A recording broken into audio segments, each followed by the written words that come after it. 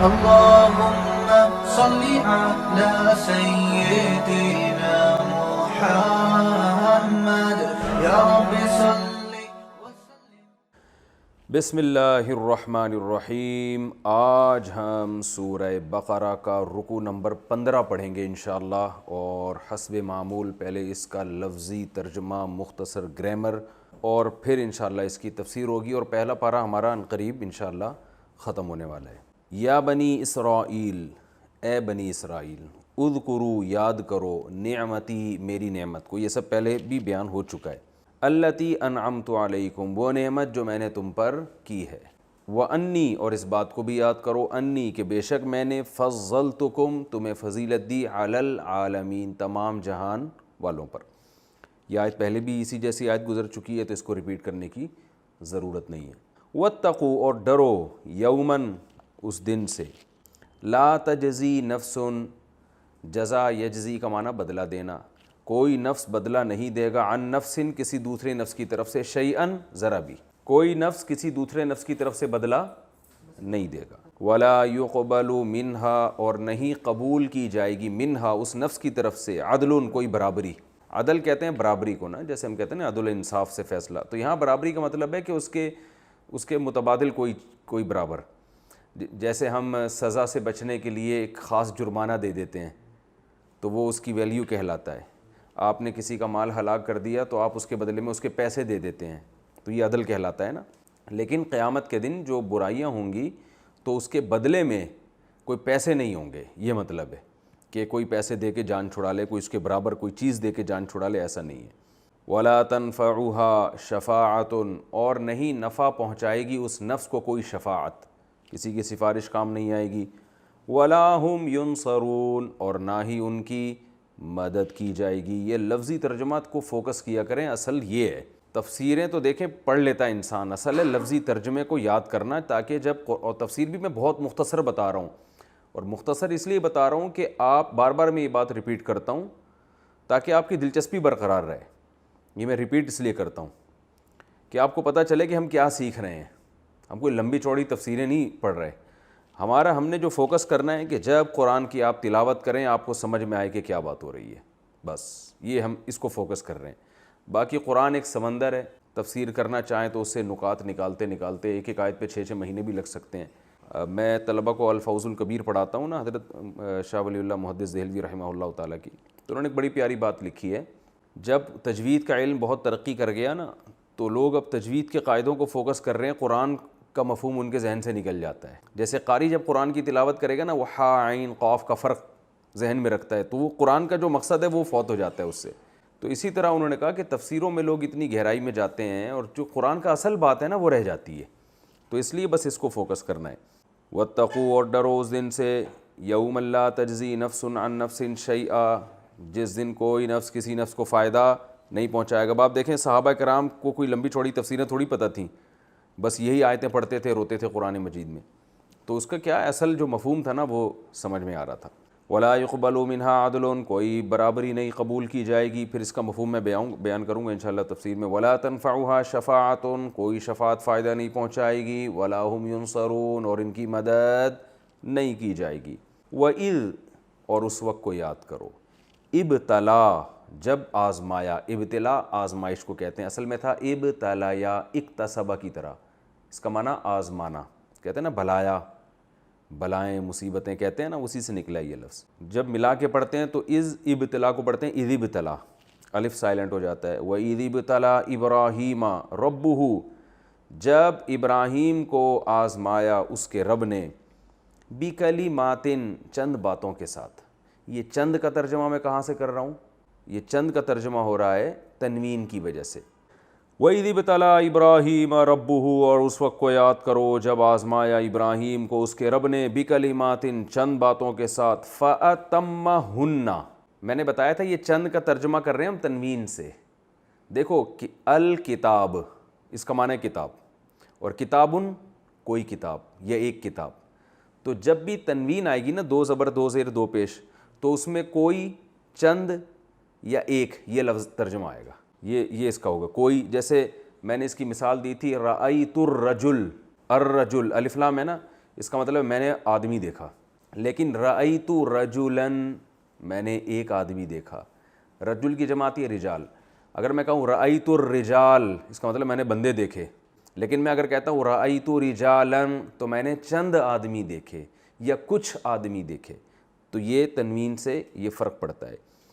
تو اللہ فرماتے ہیں جب یا اس وقت کو یاد کرو جب ابراہیم کو آزمایا ان کے رب نے بکلمات چند کلمہ بات کو کہتے ہیں نا, کلام سے نکلا ہے کلمہ کلام, چند باتوں میں آزمایا. فَأَتَمَّهُنَّ فا کا معنی تو اتمہ تھا, اتمما مکمل کرنا, اردو میں استعمال ہوتا ہی ہے.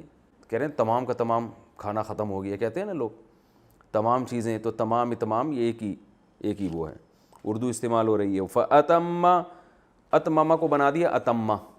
ہننا وہ کلمات, ہننا ضمیر کدھر جا رہی ہے ان کلمات کی طرف کہ ابراہیم علیہ السلام کو ان کے رب نے چند باتوں میں آزمایا. فَأَتَمَّهُنَّ ان کو مکمل کر دیا ابراہیم علیہ السلام نے. یعنی مکمل کرنے کا مطلب ان میں کامل طور پہ کامیاب ہوئے, بہت اچھی طرح سے کامیاب ہوئے, بھرپور طریقے سے ان کو مکمل کر دیا, یعنی آزمائش کو کمپلیٹ کر دیا انہوں نے. قال اللہ نے فرمایا انی بے شک میں جاعلو کا, جاعل ضارب مارنے والا, جاعل بنانے والا, جاعلو کا آپ کو بنانے والا ہوں, میں آپ کو بنانے والا ہوں, للناس اماما لوگوں کے لیے امام. قال فوراً ابراہیم علیہ السلام نے کہا ومن ذریتی میری ذریت سے بھی, اس کو بھی امام بنا دے. قال اللہ نے فرمایا لا ینالو, نالا ینالو کا معنی پہنچنا, نیل حاصل کرنے کو بھی کہتے ہیں نا, یہ بھی لفظ گزر چکا ہے. لا ینالو عہدی میرا جو عہد ہے نا جو میں آپ سے کر رہا ہوں کہ آپ کو امام بناؤں گا, یہ میرا عہد نہیں پہنچے گا الظالمین ظالموں کو. آپ کی اولاد میں جو ظالم ہوں گے ان سے میرا کوئی ایگریمنٹ نہیں ہے. وَإِذْ اور اس وقت کو یاد کرو جعلنا البیت جب ہم نے بنایا البیت. اب دیکھو یہاں ہم یہ نہیں الف لام آ رہا ہے نا, تو یہ نہیں کہیں گے کسی گھر کو, بیت کمرے کو کہتے ہیں, کسی یا کوئی نہیں ترجمہ ہوگا یہاں پہ. وَإِذْ جَعَلْنَا الْبَيْتَ اور جب اس وقت کو یاد کرو جب ہم نے بنایا ایک, یعنی جب ہم نے بنایا گھر کو, گھر سے مراد خاص گھر, الف لام لگا ہوا ہے نا شروع میں, خاص گھر وہ کون سا ہے بیت اللہ. جب ہم نے بنایا بیت اللہ کو مثابۃ للناس لوگوں کے لوٹنے کی جگہ. مثابہ ثواب سے نکلا ہے, ثواب کا معنی لوٹنا, یہ بھی پہلے بتا چکا ہوں میں آپ کو. افسوس اس پر ہوتا ہے ایک بات 10 دفعہ بتائی جاتی ہے, لیکن خوشی اس پر ہوتی ہے کہ شاید 10ویں دفعہ میں یاد ہو جائے, ٹھیک ہے نا, تو اس لیے میں 10ویں دفعہ بھی بتا دیتا ہوں. تو ثواب کو ثواب کیوں کہتے ہیں, لوٹ کے ہمیں ہمارا عمل مل رہا ہوتا ہے دوسری فارم میں. تو مثابہ لوٹنے کی جگہ. تو ہم نے جب اس وقت کو یاد کرو جب ہم نے بیت اللہ کو بنایا لوگوں کے لوٹنے کی جگہ, ایسی جگہ جہاں لوگ گھوم گھوم کر آئیں, جمع ہو وہاں پہ. وَأَمْنَا اور امن کی جگہ. وَاتَّخِذُوا اور ٹھہراؤ, اتخذا اصل میں تھا اکتسبہ کی طرح ہے نا, یتخذو ٹھہراتا ہے مضارع, اور اتخذ اکتسب امر کی طرح ہو گیا, اضرب کی طرح. اتخذو امر ہے, جمع کا صیغہ ہے. ٹھہراؤ تم من مقام ابراہیم مقام ابراہیم میں سے مصلی نماز کی جگہ, یعنی مقام ابراہیم کو نماز کی جگہ بناؤ. وعہدنا عہدہ یعہد سمع یسمع کی طرح ایگریمنٹ کرنا, اور ہم نے عہد کیا الی ابراہیم ابراہیم کی طرف, و اسماعیل اسماعیل کی طرف. کیا عہد تھا, ان کا معنی کیا ہوتا ہے کہ, اس بات کا ایگریمنٹ تھا کہ طہرا طہر یطہر تطہیرا سبح یسبح تسبیحا, پاک کرنا, طہارت سے نکلا ہے نا, کہ تم دونوں طہر آرڈر کا صیغہ ہے, طہرا تم دونوں پاک رکھو بیتیا میرے گھر کو, للطائفین طائف طواف کرنے والا, ضارب کی طرح مارنے والا ضارب, قاتل قتل کرنے والا, طائف طواف کرنے والا. والعاکفین عاکف اعتکاف کرنے والا, طواف کرنے والوں کے لیے, اعتکاف کرنے والوں کے لیے. والرکع رکع کہتے ہیں راکع کی جمع ہے, راکع رکوع کرنے والا, رکع اس کی جمع. سجود ساجد کی جمع ہے, ساجد سجدہ کرنے والا, سجود سجدہ کرنے والے. سجود خود سجدے کی جمع بھی آتی ہے, سجدہ ایک سجدہ سجود اس کی جمع, لیکن یہاں ساجد کی جمع سجود ہے, ٹھیک ہے نا, سجدہ کرنے والے. تو آپ پاک رکھو میرے گھر کو طواف کرنے والوں کے لیے, اعتکاف کرنے والوں کے لیے, رکوع کرنے والوں کے لیے, اور سجدہ کرنے والوں کے لیے. وَإِذْ قَالَ ابراہیم، اور اس وقت کو یاد کرو جب ابراہیم نے کہا ربی، ربی کے بعد اصل میں یا تھا، ربی اے میرے رب، لیکن یا کو حذف کر دیا شارٹ کرنے کے لیے، تو ربی مطلب کیا ہے؟ میرے رب۔ اجعل ھذا، بنا دے تو اس کو، اشارہ کر کے کہہ رہے ہیں مکہ کی طرف، اجعل بنا دے ھذا اس کو، کیا بنا دے؟ بلدن آمنن، بلدن، بلد شہر کو کہتے ہیں، بلدیہ والے ہوتے ہیں نا، گھوم رہے ہوتے ہیں، دیکھا ہوگا نا بلدیہ، تو یعنی بلدن ایک شہر بنا دے، آمنن امن والا۔ اب دیکھو یہاں پر میں ترجمہ کر رہا ہوں ایک شہر، کیونکہ تنوین ہے نا، تو اس کا مطلب کیا ہے کہ اس جگہ کو تو ایک شہر بھی بنائے گا اور ساتھ ساتھ امن والا بھی بنائے گا، دونوں کام تو نے کرنے ہیں۔ لیکن ابراہیم علیہ السلام کی ایک اور جگہ دعا آتی ہے، اس میں ہے رب اجعل ھذا البلد، الف لام ہے، ھذا البلد آمنن۔ اب جسے گرامر نہیں آتی نا، باریکیاں نہیں آتی، وہ قرآن کی ان دونوں آیتوں میں قیامت آ جائے گی فرق نہیں کر سکتا کہ مطلب کیا ہے دونوں کا، وہ دونوں کو ایک ہی دعا سمجھے گا۔ ایک جگہ آتا ہے رب اجعل ھذا البلد آمنن، الف لام البلد پہ، تو اس میں ہم کیا کریں گے؟ یہ ترجمہ نہیں کریں گے کہ اس کو بنا دے ایک شہر، ایسا شہر جو امن والا، نہ ھذا البلد اس شہر کو بنا دے، اشارہ ایسی چیز کی طرف ہو رہا ہے جو پہلے سے شہر بن چکی ہے، دعا صرف ہو رہی ہے کہ امن والا بنا دے، جبکہ یہاں دعا ہو رہی ہے کہ اس کو شہر بھی بنا اور امن والا بھی۔ تو پتہ چلا کہ یہ دو الگ الگ دعائیں ہیں، ایک دعا اس وقت مانگی جا رہی ہے جب کچھ آبادی نہیں تھی، شہر ہی نہیں تھا، اور ایک دعا مانگی جا رہی ہے جب شہر تو بن چکا ہے لیکن اب امن والا کی دعا مانگی جا رہی ہے۔ تو رب اجعل ھذا البلد آمنن میں اور ھذا بلدن آمنن میں یہ فرق ہے۔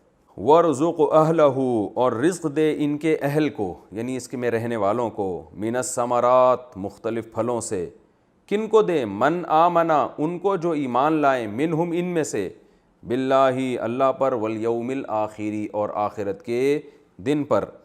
قالا اللہ نے فرمایا، ومن اور جو شخص کفر کفر کرے گا، فَأُمَتِّعُهُ، فا کا معنی فا تو، اور امتعو صرفا یصرفو کی طرح، متع یمتع، امتعو میں اسے فائدہ پہنچاؤں گا، متاع سے نکلا ہے نا، متاع کسے کہتے ہیں؟ دنیا کے تھوڑے بہت سامان کو، متاع کارواں ہوتا ہے نا، اور متاع وقت، متاع اس سامان کو وغیرہ کو کہتے ہیں جو آپ سفر میں ساتھ لے کر جاتے ہو تھوڑا بہت۔ فَأُمَتِّعُهُ، تو میں اس کو فائدہ پہنچاؤں گا تھوڑا بہت، جو کفر کرے گا نا دنیا کے مزے دے دوں گا، قلیلاً تھوڑے سے، ثم پھر اس کے بعد اضطرہ، یہ اضطرار سے نکلا ہے، ٹھیک ہے نا، اصل میں تھا اکتسبو کی طرح، اضطریرو اکتسبو کی طرح، تو اضطریرو کو پڑھا جاتا ہے اضطرو، تے کو توئیں بنا دیتے ہیں اس میں، تو اضطرو یہ کیا مطلب؟ اس کو میں گھسیٹ کے لے کے جاؤں گا، اضطرار کہتے ہیں نہ چاہ رہا ہوں لیکن آپ آہستہ آہستہ اس کو لے کر جائیں، کہتے ہیں نا اضطراری کیفیت ہے، مجبور ہے، تو پھر میں اس کو تدریجاً کھینچ کے لیتا جاؤں گا، الی عذاب النار، آگ کے عذاب کی طرف، وبئس المصیر، اور وہ بہت ہی برا ٹھکانہ ہے۔ وَإِذْ يَرْفَعُ، اور اس وقت کو یاد کرو، یرفع جب اٹھا رہے تھے، رفع یرفع کا معنی اٹھانا، جب اٹھا رہے تھے ابراہیم علیہ السلام، القواعد بنیادیں، قاعدہ کی جمع کیا آتی ہے؟ قواعد، جب ابراہیم علیہ السلام بنیادیں اٹھا رہے تھے، من البیت، اسی گھر کی، وہ اسماعیل، اور اسماعیل بھی اٹھا رہے تھے، بیت اللہ کی جب بنیادیں اٹھا رہے تھے، ربنا اے ہمارے رب، یعنی کیا مطلب؟ یہ دعا بھی مانگ رہے تھے ساتھ ساتھ، ربنا اے ہمارے رب، تقبل منا، تو ہماری طرف سے اس کو قبول کر لے۔ تقبل، آپ نے عربوں کو سنا ہوگا نا، تقبل اللہ کہتے ہیں نا، تقبل اللہ، اللہ قبول کرے، تو تقبل تکلف کی طرح ہے، تقبل یتقبلو، تکلف یتکلف، اور تقبل اس کا امر آئے گا، تو تقبل منا، اے اللہ ہماری طرف سے اس محنت کو قبول کر لے، انک انت السمیع العلیم، بے شک تو خوب سننے والا اور جاننے والا ہے۔ ربنا اے ہمارے رب، وجعلنا، اصل میں تھا اجعل، اضرب کی طرح، آرڈر کا صیغہ ہے، تو دعا ہے نا، تو بنا دے نہ ہم کو، مسلمینی، فرما بردار، ہم دونوں کو ہے نا، تو مسلمینہ نہیں ہے بلکہ مسلمینی، ہم دونوں کو فرما بردار بنا دے، لکا اپنا، ومن ذریتنا، اور ہماری ذریت سے بھی، امتن ایک امت، ایک جماعت ایسی ہو، مسلمۃ لک، جو فرما بردار ہو تیری، مسلمتن امت کی صفت ہے نا, تو امت کا لفظ مؤنث ہے تو مسلم کی بجائے مسلمہ لایا گیا. اور ہماری ذریت سے بھی ایک ایسی امت پیدا کر دے جو تیری فرما بردار ہو. وَأَرِنَا, اب وہی ارینا وہی لفظ ہے جو بڑا مشکل, میں نے ایک دفعہ پورا تفصیل سے وائٹ بورڈ پہ بھی سمجھا چکا ہوں میں. ارینا اصل میں تھا REU, یہ شروع سے بتاتا ہوں جلدی جلدی, اب وائٹ بورڈ پہ تو میں بہت ڈیٹیل سے بتایا تھا. رأى یا يرأيو, فتح یفتح کی طرح, اس کا معنی ہے دیکھنا. رؤیت ہلال ہوتا ہے نا, رؤیت, تو يرأيو یہ مضارع ہے, ترأيو یہ بھی مضارع ہے, ٹھیک ہے نا. اور یہ ہے باب افعال, ارأیا یرئیو, اکرما یکرمو, اس کا معنی ہے دکھانا. رأیا یرأیو دیکھنا, ارأیا یرئیو دکھانا. تو یرئیو اس کو پڑھا جاتا ہے یری.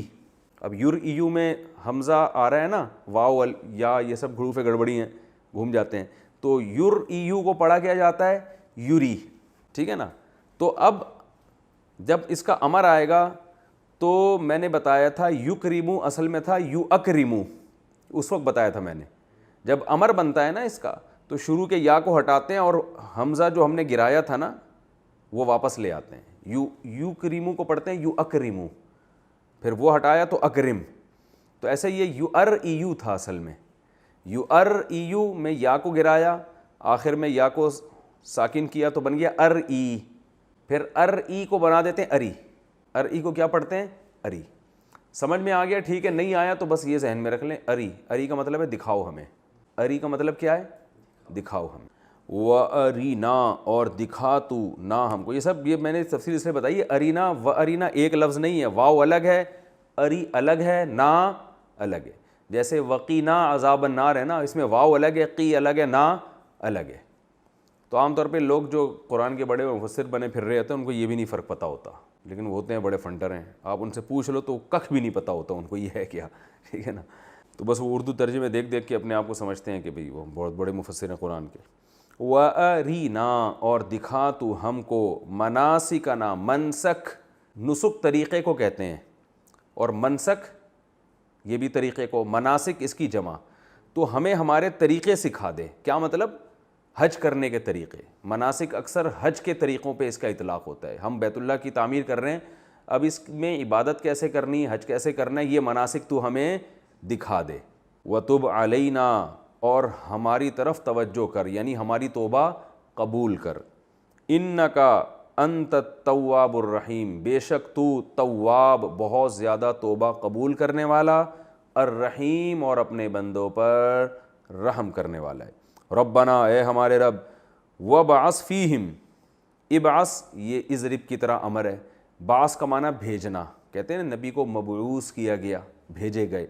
اور بھیج تو فیہم ان لوگوں میں, رسولاً وہی تنوین آ رہی ہے, کیا ترجمہ ہوگا, ایک رسول, ایک ایسا رسول بھیج, منہم جو انہی میں سے ہو, انہی میں سے ہو, یعنی جس خطے کی بات ہو رہی ہے مکہ میں یہ سب کچھ ہو رہا ہے نا, تو انہی میں سے ہو. یتلو علیہم جو تلاوت کرے ان پر, آیاتی کا تیری آیتیں. وَيُعَلِّمُهُمُ الْكِتَابَ اور ان کو سکھائے کتاب جو نازل کرے گا تو. علّمہ یعلم کا معنی سکھانا. والحکمت اور ان کو حکمت سکھائے. وَيُزَكِّي زکا یا یزکیو تزکیتاً, سبح یسبح کی طرح, اس کا معنی ہوتا ہے پاک کرنا کسی کو. زکوٰۃ اسی سے ہے نا, مال کو پاک کر دیتی ہے, تزکیہ ہو جاتا ہے. اور وہ ان کو پاک بھی کر دے برائیوں سے. انکا بے شک تو, انتا تو, العزیز زبردست غالب ہے, الحکیم حکمت والا ہے. تو یہ تو رکوع کا لفظی ترجمہ ہو گیا. اب ہم اس کی تھوڑی تفسیر کی طرف چلتے ہیں.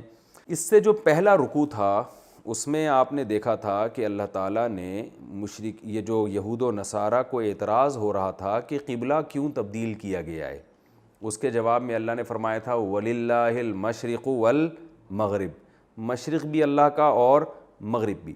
کیونکہ اہل کتاب کے جو بیہودہ اعتراضات ہیں, خاص طور پر یہودیوں کے, ان کا تذکرہ اس صورت میں کافی تفصیل سے چل رہا ہے نا. پہلے اللہ نے بتایا انہوں نے اپنے پیغمبروں کے ساتھ کیا کیا, کیسے الٹے الٹے سوالات کر کے موسیٰ علیہ السلام کو پریشان کیا. تو ابھی آپ کو بھی اسی طرح پریشان کر رہے ہیں, تو آپ مایوس نہ ہوں.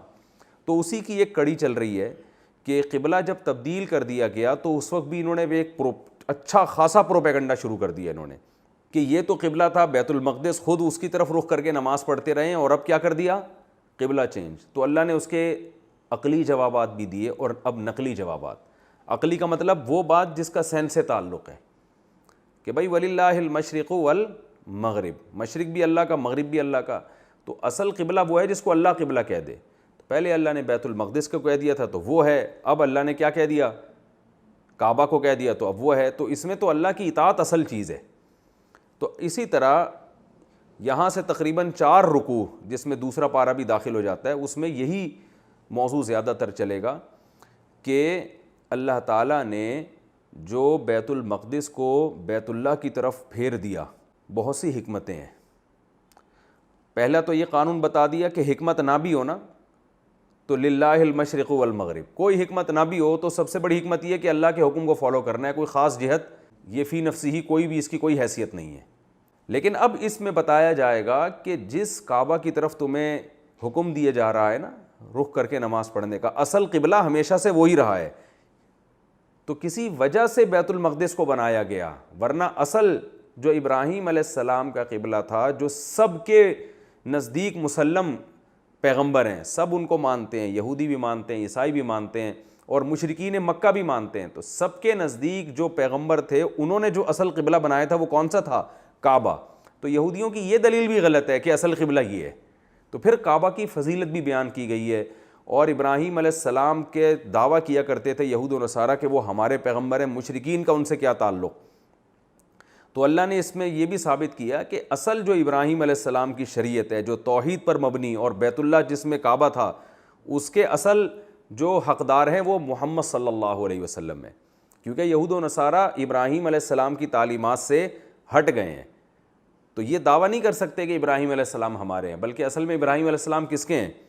وہ ان لوگوں کے جو محمد صلی اللہ علیہ وسلم پر ایمان رکھتے ہیں۔ تو اس لیے ابراہیم علیہ السلام کی فضیلت اور ابراہیم علیہ السلام کے ہاتھوں بنے جانے والے گھر کی فضیلت، اس کعبہ کی فضیلت کو بیان کیا جا رہا ہے، کیونکہ اور یہ قیامت تک کے لیے آیتوں کا جز بنا دیا گیا، کیونکہ قیامت تک پوری دنیا کا قبلہ کون سا رہے گا؟ کعبہ۔ تو اللہ تعالیٰ نے صرف اتنا کافی نہیں سمجھا کہ یہ بتا دیا جائے کہ جس کو میں قبلہ کہہ دوں وہ قبلہ ہے، بلکہ اس کی فضیلت بھی بیان کی۔ انسان جب کوئی آرڈر دیتا ہے نا تو بعض دفعہ تو اس کو ہم اس لیے فالو کرتے ہیں بھائی بڑے کا حکم ہے، لیکن اگر اس آرڈر میں ہمیں حکمتیں بھی سمجھ میں آ جائیں اور بتایا جائے کہ یہ جس چیز کو ہمیں تعظیم کا حکم دیا جا رہا ہے وہ حقیقت میں بھی قابل تعظیم ہے۔ اس کی مثال ایسے جیسے قرآن نے ماں کا بڑا حق بیان کیا نا، وَوَصَّيْنَا الْإِنسَانَ بِوَالِدَيْهِ، اللہ نے کہا ہم نے تمہیں حکم دیا والدین سے اچھا سلوک کرو۔ اب اتنا کافی ہے، بس اللہ نے حکم دیا، لیکن اللہ نے بتایا کہ ہم نے جو تم حکم دیا ہے نا وہ فطرت کے عین موافق ہے۔ آگے بتایا حملتہ امہ کرہن ووضعتہ کرہا، دیکھو تمہاری ماں نے تکلیف سے تمہیں جنا، تکلیف سے پیٹ میں اٹھایا اور 2.5 سال تک سینے سے لگایا، تو اتنی ٹینشن اٹھائی ہے۔ تو اس سے کیا ہوتا ہے؟ حکم پہ عمل کرنا آسان، کہ یار اللہ نے محض ایک بادشاہ بن کے حکم نہیں دیا بلکہ اس کی ماں اس کی مستحق بھی ہے۔ تو اب یہی بالکل انداز یہاں اختیار کیا جا رہا ہے کہ یہ جو قبلے کا حکم دیا جا رہا ہے کہ آپ وہاں نہیں بلکہ وہاں رخ کر کے نماز پڑھو، تو یہ صرف اللہ نے اس لیے نہیں کہ اللہ اللہ ہے، بلکہ اس میں حکمت بھی ہے کہ یہ جگہ اللہ نے پہلے سے مقدس بنائی ہے، شروع سے یہ جگہ ہے۔ تو یہ اب بیان کیا جا رہا ہے، یہاں سے شروع ہو رہا ہے یا بنی اسرائیل، اے بنی اسرائیل اذکروا نعمتی، میری نعمت کو یاد کرو جو میں نے تم پر کی، کیونکہ سارا مسئلہ کہاں سے کھڑا ہو رہا تھا؟ یہود و نصارہ سے ہو رہا تھا۔ تو اللہ نے ان کو حکم دیا خاص طور پہ یہودیوں کو کہ میری جو نعمتیں تم پر ہیں ان کو یاد کرو، اور اس کو بھی یاد کرو میں نے تم کو جہان والوں پر فضیلت دی تھی۔ تو ان نعمتوں اور فضیلت کی کا تقاضا یہ ہے کہ تم اللہ کی باتوں پر ایمان لے کر آؤ، نہ یہ کہ اللہ کے سچے دین میں رکاوٹ بنو۔ تو یہ آیت پہلے بھی تھی، اسی کا دوبارہ تکرار کیا گیا، دوبارہ ان کو یاد دہانی کرائی گئی۔ وَاتَّقُوا يَوْمًا، اور اس دن سے ڈرو جس دن کوئی کسی کو فائدہ نہیں پہنچائے گا۔ یہاں فائدے سے مراد ہے وہ فائدہ کہ جو کافر کو جو نقصان ہوگا نا آخرت کا، جو ایمان نہ لانے کی وجہ سے نقصان ہوگا، اس نقصان کی تلافی کوئی نہیں کر سکتا، کیونکہ قرآن ہی سے یہ بات ثابت ہے کہ مومن کو دوسرا مومن فائدہ پہنچا سکتا ہے۔ جیسے حدیث میں آتا ہے پیغمبر بھی سفارش کریں گے اور صحابہ بھی سفارش کریں گے، شہداء کی سفارشیں ہوں گی، حافظ قرآن، یہ سب چیزیں تو ثابت ہیں نا، علماء کی سفارش ہوں گی، کیونکہ قرآن میں ہی اس کی بہت وضاحت سے اللہ نے بیان کر دی ہے۔ تو اس لیے یہاں وہ فائدہ مراد ہے کہ اگر آپ کی موت کفر پر ہو گئی، کیونکہ یہودی ایمان نہیں لا رہے تھے نبی صلی اللہ علیہ وسلم پر، اور اس خوش فہمی میں تھے کہ ابراہیم علیہ السلام ہماری بخشش کر دیں گے، ہم تو موسیٰ کلیم اللہ کے ماننے والے ہیں، اور فلاں، ہمارے جاہلوں میں یہ خیال تھا کہ یہ جو پیر و مرشد ہیں نا ہمارے، یہ ہماری بخشش کروا دیں گے۔ تو اللہ نے فرمایا کہ وہاں اگر ایمان نہیں ہوا، یہ خود بخود یہ جملہ محذوف ہے، اگر تم ایمان پر تمہاری موت نہیں ہوئی تو کوئی بھی نفس کسی نفس کو فائدہ نہیں پہنچا سکتا، ولا يقبل منها عدل، اور کسی کی طرف سے بھی اس کے برابر کوئی چیز وصول نہیں کی جائے گی بخشش میں کہ پیسے دے کے جان چھڑا لو، ولا تنفعها شفاعۃ، اور کسی نفس کو فائدہ، کوئی سفارش بھی فائدہ نہیں پہنچائے گی۔ کیا مطلب؟ جو نفس کفر پہ مر گیا اس کو کسی کی سفارش فائدہ نہیں پہنچائے گی، اور فائدے سے مراد وہ والا فائدہ جو جہنم سے نکالنے والا فائدہ ہو، کیونکہ حدیث سے یہ بات ثابت ہے کہ جہنم کے عذاب میں کمی کی حد تک سفارش قبول ہوگی۔ بعض کافر ایسے ہوں گے کہ ان کے حق میں سفارش کی جائے گی تو ان کا عذاب کم ہو جائے گا، جیسے رسول اللہ صلی اللہ علیہ وسلم سے حضرت ابو طالب کے بارے میں پوچھا گیا نا حضرت عائشہ نے، تو حضرت کہ یا رسول اللہ وہ تو اتنی آپ کی خدمت کی انہوں نے، تو کیا ان کو بھی عذاب ہوگا؟ تو نبی نے فرمایا ہاں، کیونکہ شرک پر موت ہوئی ہے، لیکن میری سفارش کی وجہ سے یہ ہوگا کہ جہنم کے نیچے طبقے سے اللہ ان کو کہاں لے آئے گا؟ سب سے اوپر کے طبقے میں، سب سے کم عذاب ہوگا۔ تو اس سے پتہ چلتا ہے کہ کافر کو بھی سفارش ہوتی ہے، ہو سکتی ہے یعنی، لیکن وہ سفارش جو عذاب میں کمی کا ذریعہ بنے، عذاب ختم کرنے کا ذریعہ نہیں بن سکتی۔ تو یہاں جو اللہ نے فرمایا کہ کسی کو سفارش فائدہ نہیں پہنچائے گی، تو اس سے مخصوص قسم کا فائدہ مراد ہے۔ وہ فائدہ کیا ہے کہ عذاب ختم ہو جائے، یہ والا فائدہ نہیں ہوگا، عذاب کی کمی والا فائدہ ہو سکتا ہے۔ دوسری بات، یہاں شفاعت سے شفاعت قہری مراد ہے۔ قہر کا مطلب ہوتا ہے کہ مشرکین کا یہ خیال تھا کہ ہم جن بتوں کی عبادت کرتے ہیں، یا یہودی کہتے تھے ہم جن پیر و مرشد کو اپنا ہم نے خدا گویا ایک طرح کا بنایا ہوا ہے، تو اللہ ان کی بات رد نہیں کر سکتا۔ تو قرآن نے اس شفاعت کی بھی نفی کی ہے کہ ایسا نہیں ہو سکتا۔ ہم جس شفاعت کے قائل ہیں جو قرآن و سنت سے ثابت ہے، وہ قہری نہیں ہے۔ قہر کا مطلب زبردستی نہیں ہے۔ تبھی قرآن میں آتا ہے کہ ولا یشفعون الا لمن ارتضی، کہ سفارش اسی کی ہوگی جس پر اللہ راضی ہوگا، جس کی پرمیشن اللہ کی طرف سے ہوگی۔ تو اللہ کی پرمیشن کے ساتھ سفارش ہو سکتی ہے، قرآن سے بھی ثابت ہے، بخاری مسلم کے متفقون علیہ صحیح حدیث سے بھی ثابت ہے۔ ہم جب قرآن پڑھیں گے انشاءاللہ یہ آیتیں بھی ہمارے سامنے آئیں گی، اور وہ ہوگی اہل ایمان کی، کافر کی نہیں ہو سکتی، اور اہل ایمان کی ہوگی، اور اہل ایمان میں بھی سے بھی ہر ایک کی نہیں ہوگی، بلکہ جس کی جتنی اللہ اجازت دیں گے۔ ولا تنفعها شفاعۃ ولا هم ينصرون، اور نہ ان کی مدد کی جائے گی۔ وَإِذِ ابْتَلَىٰ إِبْرَاهِيمَ، تو یہ یہودیوں کو پہلے تمہید کے طور پر ایک حکم دیا گیا کہ تم سب سے پہلے تو اپنے اندر اللہ کا خوف پیدا کرو۔ خوف پیدا ہوگا تو آگے کی باتیں تمہاری سمجھ میں آئیں گی، اور اللہ کی نعمتوں کو یاد کرو۔ دیکھیں کسی کو جب آپ کسی عمل پہ ابھارتے ہیں تو دو ہی چیزیں ہوتی ہیں، یا تو نعمتیں یاد دلا کے اسے غیرت دلائی جاتی ہے، یا ڈرا کے اس کو عمل پہ ابھارا جاتا ہے۔ خوف اور محبت دو ہی چیزیں ہیں نا۔ تو اللہ نے پہلے نعمتوں کا ذکر کیا کہ اللہ کے شکر کا تقاضا ہے کہ اللہ کی بات غور سے سنو، اور دوسرا ڈرا بھی دیا کہ آخرت کے خوف کا تقاضا بھی ہے کہ اپنی جان پہ رحم کرو اور اللہ کی بات سنو۔ وہ بات کیا ہے کہ ابراہیم علیہ السلام اللہ کے برگزیدہ پیغمبر ہیں، اور ان کے ذریعے جو قبلہ بنایا گیا تھا وہ بیت المقدس نہیں تھا، بلکہ وہ بیت اللہ تھا، جس کی باقاعدہ ان جلیل القدر پیغمبر نے تعمیر کی اور وہاں دعائیں مانگی ہیں ان پیغمبر کے لیے جو تمہارے درمیان مبعوث ہیں۔ اور یہ دعائیں تورات اور انجیل یہ سب اس واقعے کو بیان کرتے چلے آ رہے ہیں۔ تبھی قرآن کہتا ہے یہ ایسے نبی کو پہچانتے ہیں جیسے اپنے اولادوں کو پہچانتے ہوں۔ تو اللہ نے فرمایا وَإِذِ ابْتَلَىٰ إِبْرَاهِيمَ رَبُّهُ بِكَلِمَاتٍ، اس وقت کو یاد کرو جب ابراہیم کو آزمایا ان کے رب نے چند باتوں میں۔ اس کی تفسیر میں علماء کے دو قول ہیں۔ ایک تو یہ کہ نبوت سے پہلے آزمایا، نبوت دینے سے پہلے آزمایا، وہ ابراہیم علیہ السلام ان باتوں میں پورا اترے۔ تو اللہ نے فرمایا انی جاعلک للناس اماما، میں آپ کو لوگوں کا امام بنا دوں گا۔ کیا مطلب؟ نبوت دوں گا اور پھر ساری دنیا کو حکم دوں گا آپ کو فالو کرے۔ دوسرا مطلب اس کا یہ ہے کہ نبوت ملنے کے بعد آزمایا ہے، کیونکہ بیٹے کو ذبح کرنے کا حکم دیا گیا اور اپنی زوجہ کو حکم دیا گیا کہ وہ بیابان زمین میں چھوڑ کر آئیں، تو یہ والی آزمائشیں مراد ہیں۔ تو یہاں پھر امامہ کا مطلب ہوگا کہ ابھی بھی آپ نبی ہیں، لیکن ایسے اب میں ایسا امام بنا دوں گا آپ کو، چونکہ آپ آزمائشوں میں پورے اترے، کہ اب آپ پوری دنیا کے مقتدا اور رہبر کہلائیں گے۔ اور اس کی صورت یہ بنی کہ آپ کی اولاد میں رسول اللہ صلی اللہ علیہ وسلم کو بھیجا اور ان کو حکم دیا گیا فاتبع ملت ابراہیم حنیفا، آپ نے ملت ابراہیم کو فالو کرنا ہے، اور پھر تمام پیغمبروں کے جد امجد ابراہیم علیہ السلام، یعنی آئندہ نبوت انہی کی نسل میں چلی ہے، تو پہلے بھی امام تھے، اب امامت والا عنصر ان میں بڑھ گیا ہے۔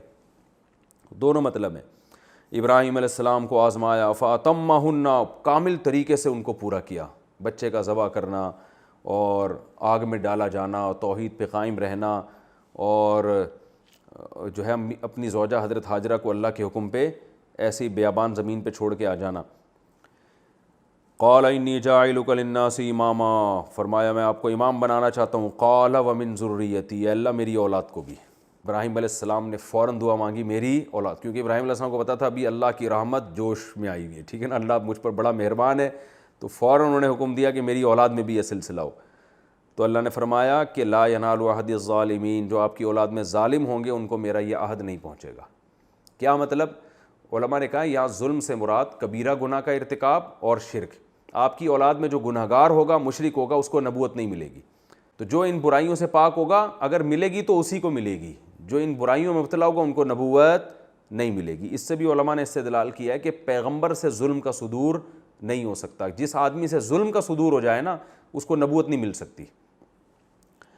تو لیکن اس میں یہ اشارہ دے دیا کہ آپ کی دعا قبول ہو گئی ہے۔ ہاں کچھ بس یہ ہے کہ ایسا نہیں ہوگا کہ آپ کی اولاد میں سارے ہی نبی بن جائیں، یہ نہیں ہو سکتا، کیونکہ بہت سے آپ کی اولاد میں مشرک بھی پیدا ہوں گے اور گنہگار بھی پیدا ہوں گے، تو ان سے کوئی ایگریمنٹ نہیں ہے۔